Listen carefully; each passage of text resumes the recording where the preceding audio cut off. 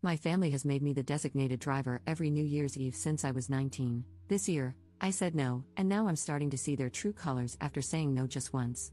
Posted by you/assignment United 2745. Hey Reddit, I, 26F, need some serious perspective. I'm starting to think I might be the jerk, but I still feel like I'm in the right lol. Every New Year's Eve, my family has a big party at my aunt and uncle's house, and every year, without fail, I end up being the designated driver. Don't get me wrong, I love my family, but it's starting to bug me. It's been like this since I was 19, even before I was legally allowed to drink.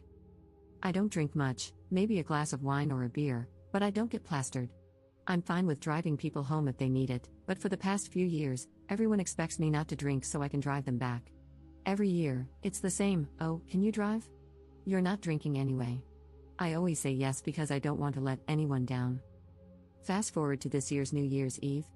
I told my family ahead of time I wasn't going to be the designated driver anymore. I just wanted to enjoy the night, have a couple of drinks, and not be responsible for getting everyone home. I even told my cousin, who usually gets really sloshed, that I wasn't driving this year, and she was fine with it. When I got to the party, it was the usual chaos, people drinking, laughing, and having a good time. I was enjoying myself, but around 11, my cousin came over and asked if I was ready to drive everyone home. I reminded her I wasn't driving tonight, I was here to enjoy the party. She looked at me like I was crazy and said, "Come on, you always drive. Don't be a beach." Which, like, WTF? I tried to explain calmly that I wasn't being a beach, just that I wasn't going to be the chauffeur anymore. Then, my aunt overheard and pulled me aside. She lectured me, saying, "We all agreed last year you'd be driving. You know how much we rely on you. Everyone else is too tipsy, and Ubering is so unsafe. Just drive this one time, for the family." I felt a ton of pressure but refused. I told her I'm not their chauffeur and wasn't going to do it again just because no one else could figure out their own ride. My aunt got upset, saying I was being selfish and that we're family. She said I'm the only one who doesn't get too drunk, so it makes sense for me to help out. I told her I had already had 3 beers, so I wasn't even legally supposed to drive myself. That's when I snapped. I told them it's not my job to be their designated driver every year just because I'm the only one who doesn't get blackout drunk. They needed to figure out their own rides this time. Then I got up and left. I felt bad walking out, but I didn't want to be a doormat anymore. I spent the rest of New Year's Eve at home, watching Netflix and eating leftover pasta with my boyfriend. My family texted me, calling me dramatic and selfish, saying I ruined the night.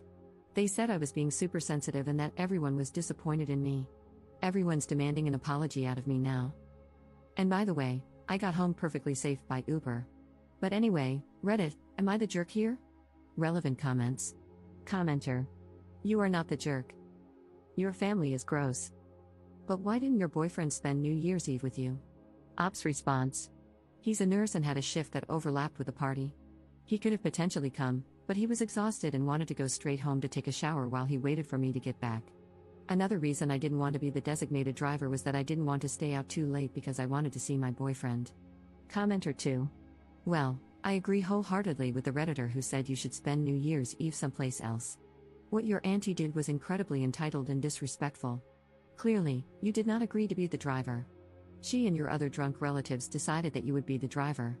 If you're going to celebrate New Year's Eve with them in the future, you need to cut the cord and be absent for a few years so that they can figure out how to handle this without you and without treating you like their paid chauffeur. Ops response. I agree, but at the same time, I feel like this is tearing a hole between me and my family, and that's the last thing I want. My sister was on my side after hearing both sides of the story. She lives on the other side of the country and is pissed off on my behalf, lol. My parents, however, are embarrassed, and I feel bad about that. Commenter 3. When you got your driver's license, did being the designated driver become a common assignment? Ops response. Not at first, I've always struggled with anxiety, and driving triggered it for a long time. I put off getting my license until I was 18 because of it. They didn't ask me to be a designated driver until I was 19, and at first, I felt kind of cool because I was being the responsible adult and helping the people I loved. But it quickly got old when I had to drive back and forth multiple times to get everyone home, and no one offered to pay for gas. Update 15 days later. So, update lol?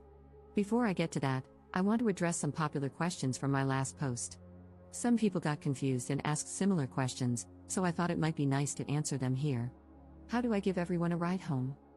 My family lives about an hour and a half from my aunt's house, so I'd fill my car with everyone I could and take them home.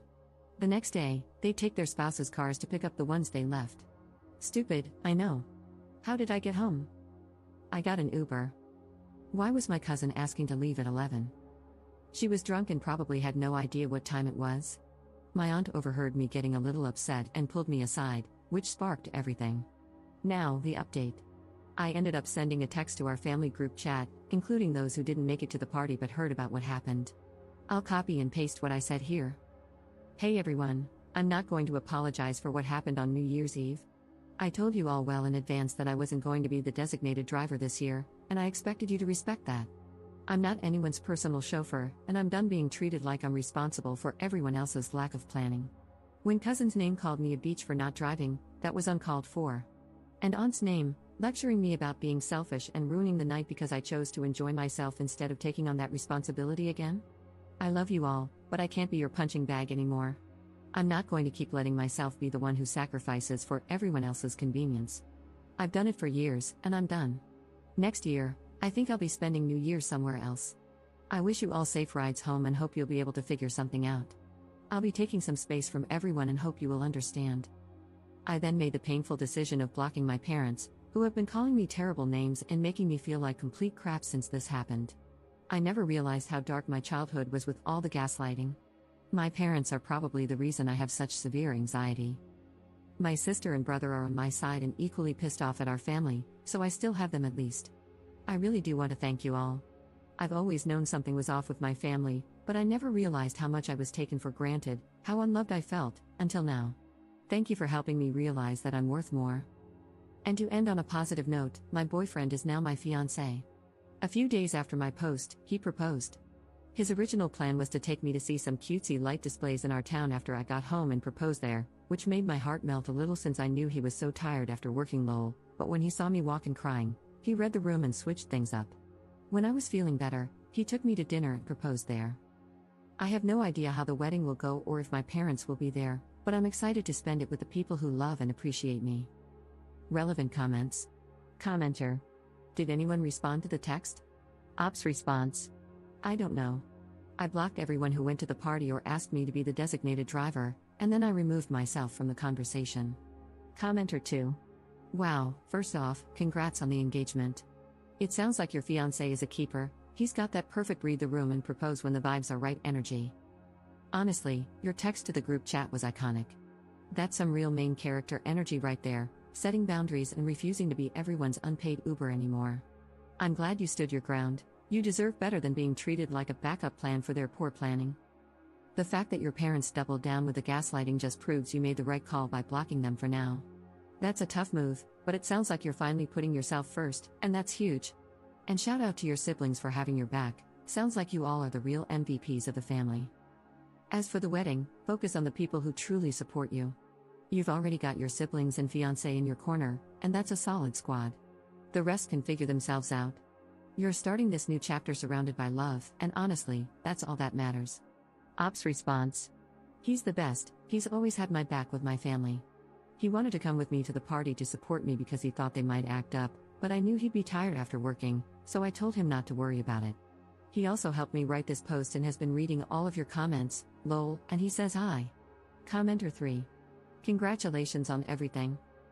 Please let your parents know that they are uninvited to your wedding until further notice. You don't want to hear from them because their behavior was atrocious, and you will no longer tolerate any disrespect. Ops response. They don't even know we're engaged.